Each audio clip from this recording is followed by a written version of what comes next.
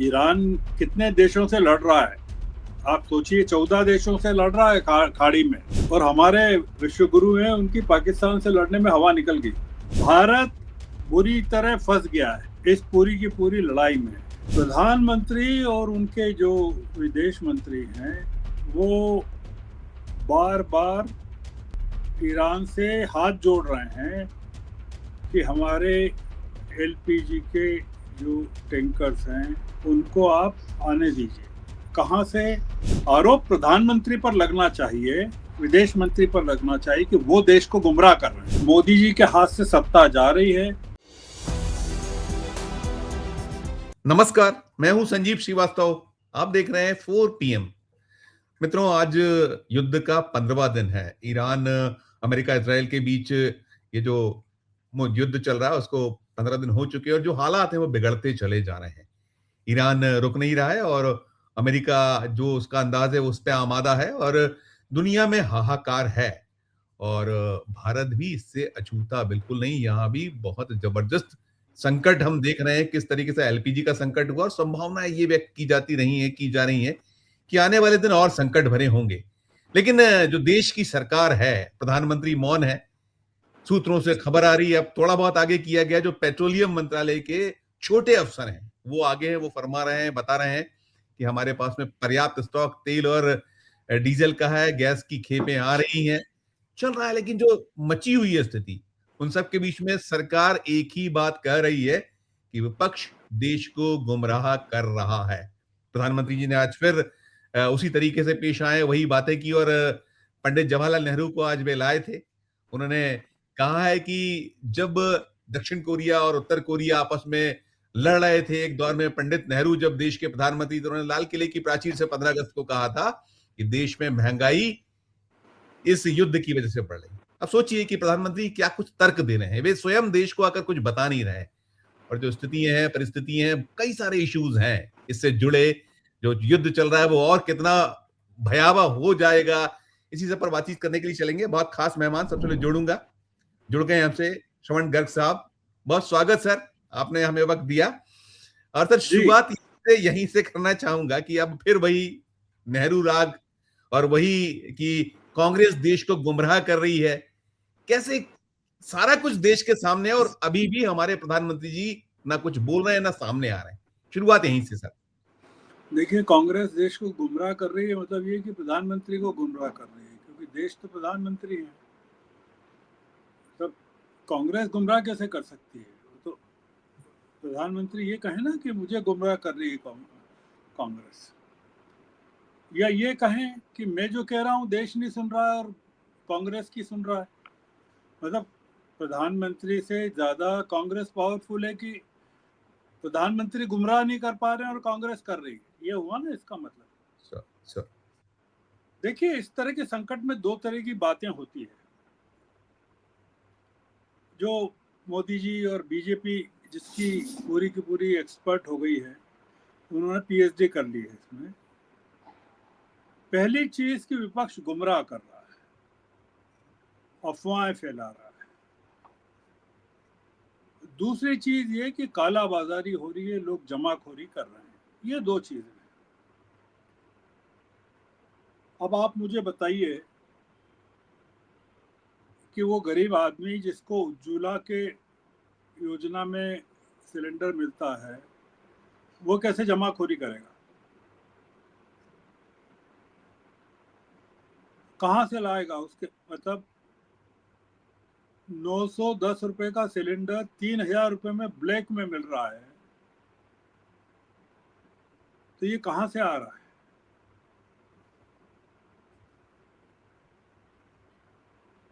प्रधानमंत्री और उनके जो विदेश मंत्री हैं,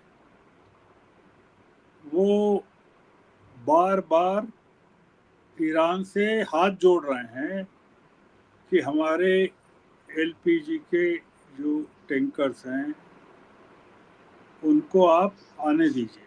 कहाँ से? और हॉर्मुज की जल जल डमरू मध्य से।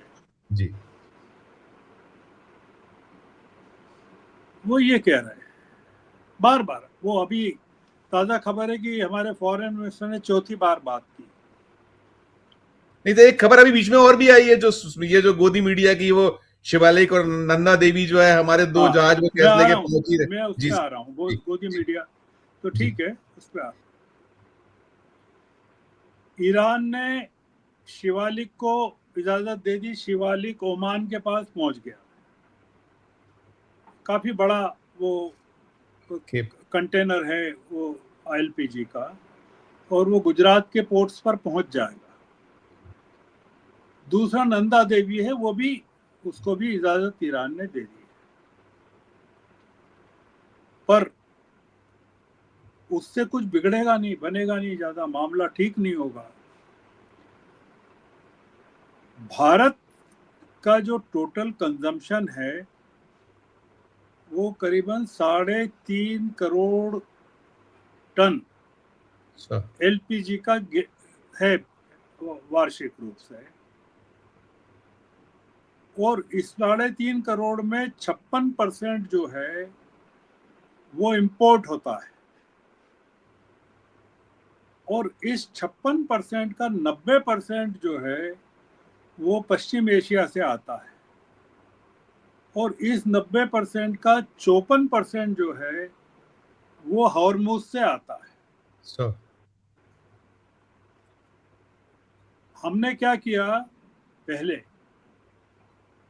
कि जितना आता था वो तो हमने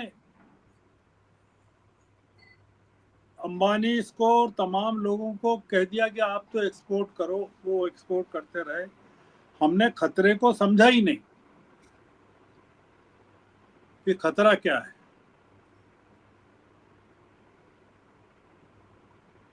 अब हमारे गले में फंस गया है। अगर ये हॉर्मुज बंद रहता है,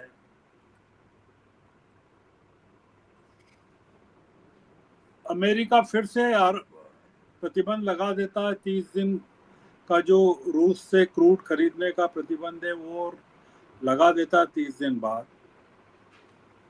ये लड़ाई जो ट्रम्प खत्म कर रहे थे 15 घंटे में,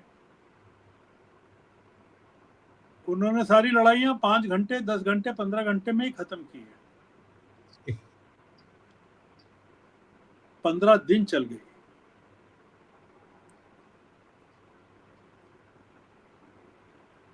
ट्रम्प को उम्मीद नहीं थी, सपने में भी आशंका नहीं थी कि 15 दिन ईरान लड़ सकता है। अभी लड़ाई कब खत्म होगी पता नहीं। सर। एक नया जो इसमें चीज पैदा हुई है वो ये हुई है कि भारत जो है वो ब्रिक्स का चेयरपर्सन है, चेयरमैन है जी 2026 के लिए। ब्रिक्स में ईरान भी है, रूस भी है, चीन भी है।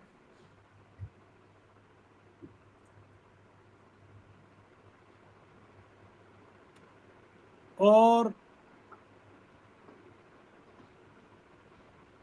सऊदी अरेबिया भी है, यूनाइटेड अरब अमीरात भी है, और इंडोनेशिया भी है। सर। ईरान ने कहा है भारत से चेयरमैन होने के नाते कि आप भर्त्सना करिए कि ईरान पर अमेरिका ने हमला किया है, इजराइल ने हरा। अब भारत घबराया हुआ है कि वो कैसे भर्त्सना करे। अमेरिका के अड्डे हैं सऊदी अरेबिया में, यूएई में, और इंडोनेशिया में। सर। संभव ही नहीं है कि भारत भर्त्सना कर सके। भारत बुरी तरह फंस गया है इस पूरी की पूरी लड़ाई में। अभी तो मोदी जी को साउथ कोरिया ही याद आ रहा है। उनकी रिसर्च टीम सब निकाल रही है धीरे धीरे कि और क्या क्या बोल सकते हैं देश को बताने के लिए।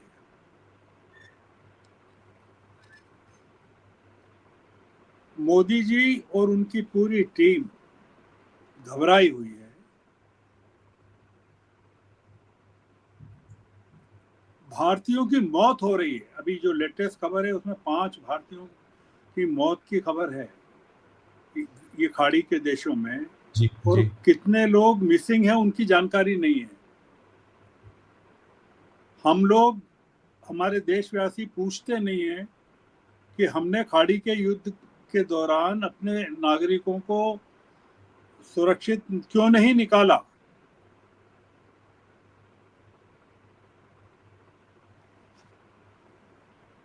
बाहर, जैसे यूएई में, संयुक्त अरब अमीरात में, जहां जैसे दुबई पर हमले हो रहे हैं, अबू धाबी पर हमले हो रहे हैं, तो वहां पर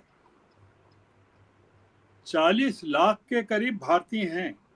सर। इन देशों, मतलब खाड़ी के देशों में कुल मिलाकर 1 करोड़ के करीब भारतीय नागरिक काम करते जी हैं। जी जी और ये नागरिक कुवैत में भी हैं, सऊदी अरब में भी हैं, ईरान में भी हैं। आपने अभी हमको ये नहीं बताया कि ईरान में जो 10,000 11,000 भारतीय हैं उनका क्या हुआ। बच्चे भी पढ़ने वाले हैं वहां। जी कुवैत में 9 लाख 10 लाख के करीब हैं, कुवैत पर हमले हो रहे हैं। जी ओमान में 7 लाख के करीब भारतीय हैं। सऊदी अरब में 24 लाख के करीब हैं। बहरीन में 4 लाख के करीब हैं। और मैंने बताया संयुक्त अरब अमीरात जो यूएई है उसमें 40 लाख के करीब है। ईरान का मैंने बताया टूरिस्ट आपको। टूरिस्ट अलग फंसे हुए हैं, कई सारे टूरिस्ट फंसे हैं जगह टूरिस्ट जगह। फंसे हुए हैं। आप, भारत सरकार को कोई चिंता नहीं है हिंदू राष्ट्र की स्थापना के अलावा। जयशंकर के बाद एक ही काम है कि उन्होंने चौथी बार बात की ईरान के विदेश मंत्री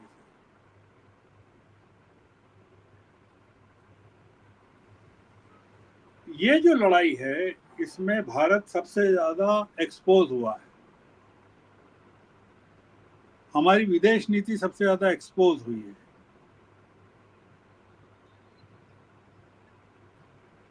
और हमारे जो संबंध हैं खाड़ी के देशों के साथ वो पूरी तरह खराब हो चुके हैं। हमारा कोई दोस्त नहीं बचा है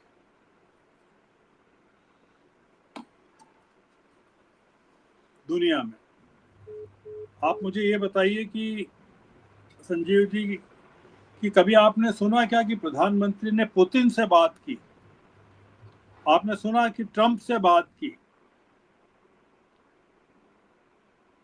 आपने खुद ने कहा भूमिका में, वो कह रहे हैं छोटे स्तर के अधिकारी अब आ गए हैं उतर के, वो बता रहे हैं। संयुक्त सचिव ब्रीफ कर रही है, संयुक्त सचिव खुद विदेश मंत्री के सामने। संयुक्त सचिव जी सुजाता ब्रीफ कर रही है। जी हाँ जी हाँ जी हाँ जी हाँ। जो कल उनका ब्रीफिंग था, सुजाता जी का ब्रीफ था। आज भी उन्होंने किया, सुजाता जी ने ही किया, आज भी किया तो उन्होंने। आप बताइए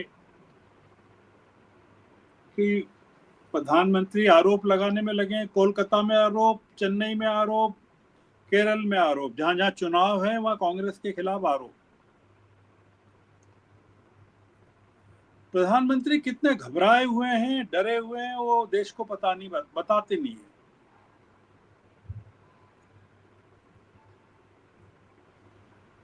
खाड़ी दो में, जी जी आप कुछ कह रहे हैं? नहीं, मैं सर 2 मौतों की सूचना जा गई सर, एक पंजाब से और एक उत्तर प्रदेश से आई है, जो सिलेंडर को लेकर मौत है। आप वो जो इसको तो कंटिन्यू करिएगा। और ये बातें वही है कि हम युद्ध स्तर पर निपट रहे हैं और हमने कोविड में कैसे निपटा था। कोविड में आपने नंबर वहां भी नहीं दिया, यहां भी नहीं दे रहे हैं। कितनी बड़ी तादाद में मौतें हुई थी, न्यूयॉर्क टाइम ने छापा था। करिएगा सर आप कंटिन्यू। नहीं नहीं, वो कह रहे हैं जैसे कोविड से निपटे थे वैसे निपटेंगे। जी हाँ जी हाँ।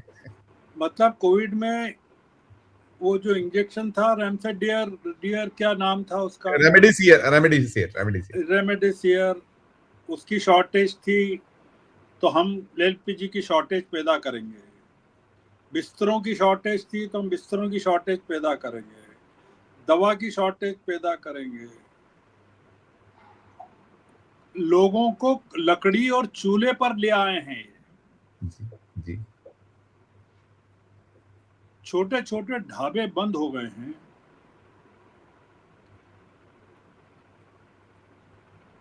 पार्लियामेंट की कैंटीन बाकायदा चल रही है।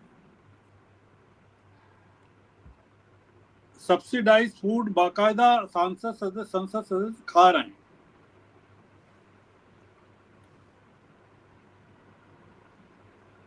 हमारे प्रधानमंत्री चुनावी सभाएं कर रहे हैं। एयरलाइंस ने फ्यूल सरचार्ज की घोषणा कर दी है। तो आम जनता फ्यूल तो नहीं खा रही है। एविएशन फ्यूल खा रही है क्या जनता की? जनता उसको भी काला बाजारी कर रही है कि एविएशन फ्यूल के बारे में भी विपक्ष जो है गुमराह कर रहा है। क्या कर रहा है विपक्ष? आरोप प्रधानमंत्री पर लगना चाहिए, विदेश मंत्री पर लगना चाहिए कि वो देश को गुमराह कर रहे हैं। नहीं, अमेरिका के राष्ट्रपति अपने नागरिकों को ये नहीं कह रहे हैं कि डेमोक्रेटिक पार्टी के कारण देश में संकट है। वो ये नहीं कह रहे। वो ये नहीं कह रहे कि जो डेमोक्रेटिक पार्टी है वो अफवाह फैला रही है। हमारे यहाँ एक ही काम है, एक ढूंढ लो बलि का बकरा और उस पर लाठियां बरसाओ। जैसे पकड़ लेते हैं ना वो, ये बीफ लेके जा रहा है और मारो साले को, ये बच्चा चोर बच्चा चोर। विपक्ष को कांग्रेस बीजेपी ने बच्चा चोर कर दिया, एलपीजी चोर।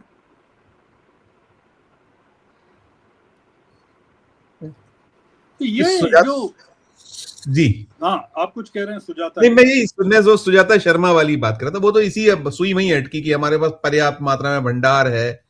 और एक और चीज सर इसमें जो है वो पीएनजी पे शिफ्ट कराने की कही उन्होंने बात की है। जो कमर्शियल सिलेंडर्स रोके गए, हमारा पीएनजी पर्याप्त मात्रा में। और पीएनजी किसकी है आपको पता है? क्या क्या इसके पीछे क्या इस वक्त भी वही आपदा में अवसर? नहीं, पीएनजी तो ठीक है, वो अडानी का पूरा समूह मामला है। वो अपन उसमें नहीं जा रहे हैं, अडानी अंबानी। अपन तो ये कह रहे हैं कि सीएनजी और पीएनजी का आम नागरिक क्या करेंगे? Yes sir. आप क्या एलपीजी का सब्स्टिट्यूट बना सकते हो क्या? कोविड के टाइम में जो बदमाशी की गई नागरिकों के साथ, वो ये किया गया कि ऑक्सीजन के सिलेंडर में कहीं इस तरह की शिकायतें मिली। सही है गलत है मैं नहीं कहता, कि उसमें कार्बन डाइऑक्साइड या कार्बन मोनोऑक्साइड भरी गई, या खाली सिलेंडर दिए गए। गलत भी हो सकती है जानकारी, पर मैं ये बता रहा हूं कि कोविड के समय जो लाखों लोग पैदल चले, रोक दिया रास्ते में इन लोग, तो क्या वो भी विपक्ष के कारण हुआ था? वैक्सीन नहीं थी तो वो भी क्या विपक्ष? मोदी जी ने जब से सत्ता में आए हैं केवल यही काम किया और कुछ नहीं किया। उन्होंने केवल एक आरोप नहीं लगाया कि खाड़ी की लड़ाई के पीछे भी विपक्ष का हाथ है। यस सर, बिल्कुल सही, बिल्कुल सही, बिल्कुल सही, बिल्कुल सही। हॉर्मुज में, स्टेट ऑफ हॉर्मुज में ईरान जो रोक रहा है वो कांग्रेस के कहने से रोक रहा है। राहुल गांधी उसके पीछे है, ये नहीं कहा अभी।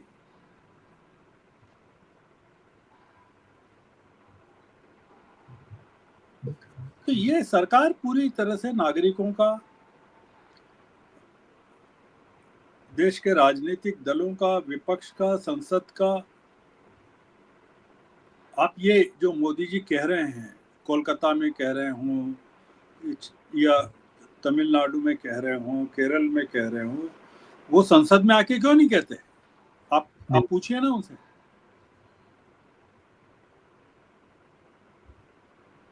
संसद में तो आ ही नहीं रहे वो। नहीं आ रहे, नहीं आ रहे।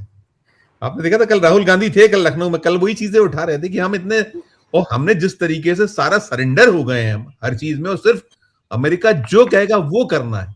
ये समझ से परे, ऐसी कौन सी, वही है फिर वो जो कहीं अपस्टीन का नाम लेते हैं, कहीं और भी चीजें कहते हैं, कहीं अडानी का पीछे कहते हैं, वो कहते हैं कि पैसा तो पूरा बीजेपी का है। तो मजबूरी क्या है? ठीक है मजबूरी, लेकिन इस वक्त तो देश को बताइए सर। आपको पता है कि नहीं, $300 बिलियन का प्रोजेक्ट टेक्सास में अंबानी, अंबानी अंबानी, जी अमेरिका के साथ डाल रहे हैं। जी हाँ बिल्कुल। अंबानी की वर्थ नहीं है $300 बिलियन की, उनकी टोटल वर्थ $150 बिलियन से कम की है। अडानी ने पकड़ रखा है चीन को, अडानी ने पकड़ रखा है रूस को, अंबानी ने पकड़ रखा है अमेरिका को, और मोदी जी ने पकड़ रखा है अडानी अंबानी दोनों को, और दोनों ने मोदी जी को पकड़ रखा है। ये लोग देश चला रहे हैं। तो मुद्दा ये है कि ये लोग समझ गए ना, अब समझ गए लोग, इनकी झांसे में नहीं आ रहे हैं।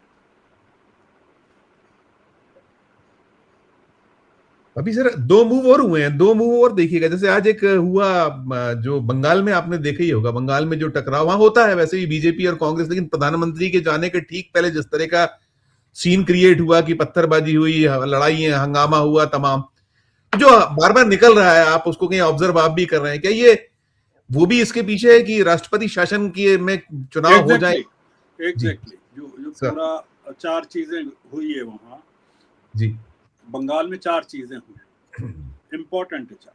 सर। राष्ट्रपति की यात्रा जरूरत नहीं थी, संथाल जी कॉन्फ्रेंस की जरूरत नहीं थी, भेजने की जरूरत नहीं, राष्ट्रपति को सलाह दी जा सकती थी कि आप मत जाइए, वो गई। जी और फिर आरोप लगा कि वेन्यू बदल दिया, लोग कम आए, व्यवस्था नहीं थी, प्रोटोकॉल नहीं था, ममता बनर्जी ने उनको एक्सेप्ट नहीं किया। पहला काम, राष्ट्रपति की यात्रा के आसपास गवर्नर बदल दिया गया, कोई कारण नहीं था। वो जो पिछले गवर्नर थे वो भी तंग कर रहे थे, और नए वाले भी तंग करेंगे ममता को। तमिलनाडु में पिछले गोल खिलाए, तमिलनाडु में काफी गोल खिलाए थे हाँ, उन्होंने। तो वो तमिलनाडु में काम नहीं कर सके, काम के नहीं रहे, तो उनको एक चांस दे रहे हैं कि आप यहाँ हमारा कोई काम नहीं कर सके, तो आप यहाँ करके दिखाइए। जी और जो पिछले वाले काम कर रहे थे उनको कोई नई नौकरी नहीं मिली है। नहीं मिली। ये दूसरा, पहले राष्ट्रपति, तीसरा गवर्नर। तीसरा काम, एसआईआर के तहत जी जी करीबन 64 लाख लोगों का नाम हटा दिया गया। ममता बनर्जी का आरोप है कि 1.5 करोड़ लोगों के नाम काटना है। ये तीसरी चीज। चौथी चीज, हिंदू मुस्लिम जी करवाना। पांचवी चीज, ये जो आप कह रहे हैं पत्थरबाजी, झगड़े, वायलेंस, जिससे राष्ट्रपति शासन, मतलब जो नए गवर्नर हैं वो लिख के भेज दें कि यहाँ कानून और व्यवस्था की स्थिति बहुत खराब है, अतः जो भी धारा है 356 के तहत, 355 के तहत राज्य में राष्ट्रपति शासन लगाया। पूरी की पूरी तैयारी ये है। अजीबोगरीब है सर। कोई चैनल बंद करना हो तो देश की सुरक्षा को खतरा है। देश की सुरक्षा खतरा है। बंद किया है, बंद फिर किया, हमें तो फिर बंद किया, नेशनल हमारा बंद कर दिया है। कोई चैनल बंद करना हो तो राष्ट्रीय सुरक्षा को खतरा है। जी जी राज्य में मुख्यमंत्री को हटाना हो तो राज्य में कानून और व्यवस्था की स्थिति खराब है। और खाड़ी के युद्ध में आप एक्सपोज हो गए हो तो विपक्ष अफवाह फैला रहा है, और इसके पीछे कांग्रेस का हाथ है। ये है पूरा सीन। श्रीवास्तव जी, पूरा खेल जो चल रहा है इस समय। मोदी जी के हाथ से सत्ता जा रही है, उनको सत्ता छोड़ना नहीं है, छोड़ नहीं सकते हो किसी तरह से। गवर्नर को हटा दोगे तो वो तो बेचारा घर बैठ जाएगा। धनखड़ को हटा दिया तो क्या करेंगे वो धनखड़। जी जी जी। पर मोदी जी को हटा देंगे तो कहाँ जाएंगे मोदी। सर एक और मैं सवाल चाहूंगा कि उसको डिकोड कीजिएगा। 170 दिनों के बाद सोनम वांगचुक को अब वो हो गया, उनके जो वापस जो एनएसए हटा लिया, ये आपने उनको 170 दिन जेल में रखा, 1 साल का उसमें रहता है, नजरबंद रखी है, खत्म हो गया। वो भी तो राष्ट्र के लिए कहीं खतरा पैदा हो रहा है। तो क्या क्या था ये, किस तरीके का दृश्य है ये, इसके पीछे क्या खेल है अभी छोड़ना। हाँ हाँ, वही मैंने देखा ना। आप देखिए कि आप सोनम वांगचुक ने, केजरीवाल के खिलाफ केस था, सिसोदिया के खिलाफ केस, जेल में डाला उनको। अंत में क्या हुआ, वो सीबीआई वो आरोप सिद्ध नहीं कर पाई, या जो भी हुआ डॉक्यूमेंट में छोड़ दिया। सोनम वांग केस ही फर्जी था ना सोनम वांगचुक के खिलाफ। जी। तो अगर आज सोनम वांगचुक को कुछ हो जाए, बट सर कोर्ट तो सुनता ही नहीं था सर, कोर्ट ने उसकी टालता रहा वो अपील पे अपील, सुनवाई मैं बैल के लिए। जी वही मैं कह रहा हूँ। तो ये लोग, इन लोगों को अब धीरे धीरे ये समझ में आ रहा है कि सत्ता जा रही है हाथ से, और नाली की गैस से एलपीजी नहीं बनती है। नाली की गैस से आदमी की जान जाती है, उससे घर के चूल्हे नहीं चलते हैं, उससे केवल चिताएं जल सकती है। नाली की गैस वही है जो सीवर में आदमी उतरता है गंदगी साफ करने के लिए, और जहरीली गैस से उसकी मौत हो जाती है। ये वही गैस है जिससे मोदी जी खाना पकवा रहे हैं। सर जो बात मोदी कह रहे हैं वही बात संघ कह रहा है। आप देखिए अभी वो लोग जो उनका संबोध है वही वही भाषा, क्योंकि ये भी नहीं भय का मेरा कर रहा है, संघ भी भयभीत है जबरदस्त तरीके से। ये पूरा दृश्य और सीन मेरा ये कहना है कि संघ अलग भाषा कैसे बोल सकता है। संघ, देखिए एक चीज बताइए, वो पति दारू पी के आए तो पत्नी तो मार सकती है, उसको डांट सकती है, पर मोहल्ले वाले आके डांटेंगे तो पत्नी क्या करेगी? वो भी डांटेगी क्या उसके मोहल्ले वालों के साथ? बहुत बढ़िया। हाँ, वो पति को बचाएगी। जी हाँ, बिल्कुल बिल्कुल बिल्कुल बिल्कुल वही है बिल्कुल। पितृ संस्था। हम मोदी जी को जो करना हो कर लेंगे, आप नहीं बोल सकते कुछ, ऐसा है। सर फाइनली क्या सीन नजर आ रहा है सर? ये देखिए, ये तो बोलेंगे नहीं ना, संसद में बोलना है और नहीं सड़क पे नहीं, जो गुमराह करना है देश को, और जो बाकी दुनिया में जो जो खासकर अमेरिका और ये जो अब इनाम दर इनाम की घोषणा है, वो कह रहे हैं कि आप हमें दीजिए उसका जूनियर खामेनाई, हम आपको 1 करोड़ प्लस का वो देंगे, बाकी का दीजिए हम देंगे। वो कह रहे हैं आप हमें अमेरिकन ठिकाने और उनके सैनिकों के बारे में बताइए, हम देंगे। तो ये तो मुझे लग रहा है। और फिर इसके बाद आपने देखा होगा कि जो खर्ग द्वीप को भी उन्होंने निशाना बनाया, हालांकि वो सैनिक वाला इलाका है और वो लाइफलाइन है, दुनिया की लाइफलाइन है, वहां से 80% तेल दुनिया के पास जाता है। तो क्या आप सीन देख रहे हैं सब मिला जुला के अंत में? नहीं नहीं, वो तो अगर खगदिक को ये नष्ट कर रहे हैं, जो जो दावा कर रहा है अमेरिका कि उससे ईरान क्रिपल हो जाएगा, ईरान की पूरी ऑयल इंडस्ट्री तबाह हो जाएगी, तो आप क्या सोचते हैं कि उससे आप जितना ईरान को तबाह करेंगे, ये भस्मासुर है ईरान। अब सल्यूट है, सल्यूट। आप वो अब ईरान जो है आपके प्राण लेकर छोड़ेगा। ईरान कितने देशों से लड़ रहा है, आप सोचिए। 14 देशों से लड़ रहा है खाड़ी में। जी और मतलब अमेरिका इजराइल से तो लड़ ही रहा है, यूएई से लड़ रहा है, सऊदी से लड़ रहा है, कितने देशों से लड़ रहा है, एक छोटा सा मुल्क। और हमारे जो विश्व गुरु हैं, उनकी पाकिस्तान से लड़ने में हवा निकल गई।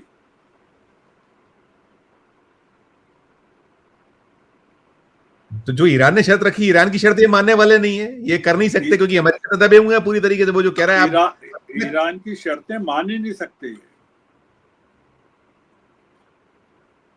और अभी हमको ये पता नहीं है संजीव जी कि इजराइल के प्रधानमंत्री का क्या कहाँ है।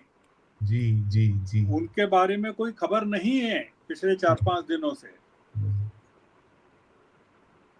दुनिया को। और भयावह दिन भारत तैयार रहे ऐसा हम अभी फिलहाल में जो सीन है ऐसा मान लें, क्योंकि ये तो जो है ये सिर्फ ये गुमराह करने के ब्लेम्स करते हैं। मैं ये नहीं कह रहा भयावह दिन है वगैरह। राहुल गांधी ने कहा है, सही कहा, मैच्योरिटी के साथ कहा कि भाई बहुत खराब टाइम आने वाला है और भारत को एक्ट करना चाहिए जी, तैयारी करना चाहिए लड़ने की और मुकाबले की करना चाहिए। इसका मतलब ये कि अगर मोदी जी समझदारी दिखाएं तो राहुल गांधी उनकी मदद करने को तैयार हैं। ये राष्ट्रीय संकट है। और बिल्कुल ठीक सर। और मोदी जी अगर अपील करें कि भाई मैं राष्ट्रीय संकट है, नागरिक अपील करें तो नागरिक भी करेंगे। पर ये ऐसा है मामला कि वो लड़ाई हो रही है और भागवत कह रहे हैं कि हमारे संघ के सैनिक भी जाकर सीमा पर लड़ सकते हैं। ये इस तरह का मामला है।